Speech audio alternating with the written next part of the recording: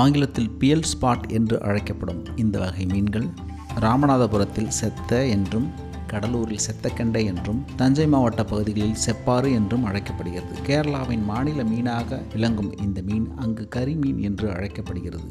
தங்களின் அடுத்த தலைமுறைக்கான ஒரு வீட்டை கட்டி அதில் முட்டைகளை இட்டு பத்திரமாக பாதுகாக்கின்றன. மற்ற எந்த மீன்களையும் அந்த பகுதிக்குள் விடுவதே இல்லை. அவை தொடர்ச்சியாக கண்காணித்து கொண்டே இருந்தன. நான் கேமராவை எடுத்துக்கொண்டு மிக அருகில் சென்ற பொழுது இந்த மீன்கள் சற்றும் பயப்படாமல் இந்த கூட்டிற்கு அருகில் வராதீர்கள் என்பது போன்ற நேருக்கு நேரான ஒரு பார்வையை என் மீது செலுத்தின. நம் மனித இனத்தில் இருக்கும் பெற்றோர்களைப் போல தங்களது குழந்தைகளின் எதிர்காலத்தை நினைத்து அதற்காக அவை அர்ப்பணிப்புடன் தினமும் உழைக்கின்றன. ஒரு ஆண் மற்றும் பெண் மீன் இருவரும் இணைந்து சரியான இடத்தை தேடி ஆழமற்ற மணல் படுகையை தனது சக்தி வாய்ந்த வாள்கள் மற்றும் துடுப்புகளை கொண்டு வட்டமான பள்ளங்களை தோண்டுகின்றன. இது ஒரு நுட்பமாக உருவாக்கப்பட்ட பல்வேறு சிறு சிறு குழிகளை கொண்டவை.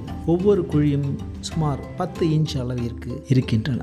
இந்த மீன்களிடம் முட்டைகளை வேட்டையாட நிறைய மீன்கள் காத்திருப்பதால் அவற்றிலிருந்து தங்கள் இனத்தை பாதுகாத்துக் கொள்ள இத்தகைய அமைப்புகளை இந்த மீன்கள் உருவாக்குகின்றன. ஆனால் பெற்றோர் மீன்களின் பணி இத்துடன் முடிவதில்லை. கூட்டில் உள்ள சூழலையும் நிர்வகிக்கின்றன. தங்கள் துடுப்புகளால் தொடர்ந்து தண்ணீரை அசைப்பதன் மூலம் அவை ஆக்சிஜன் நிறைந்த நீரின் தொடர்ச்சியான ஓட்டத்தை உறுதி செய்கின்றன. இந்த முட்டைகள் மூச்சு திணறாமல் இருக்கவும் வண்டல் படிவிலிருந்து அவற்றை காக்கவும் இது உதவுகிறது.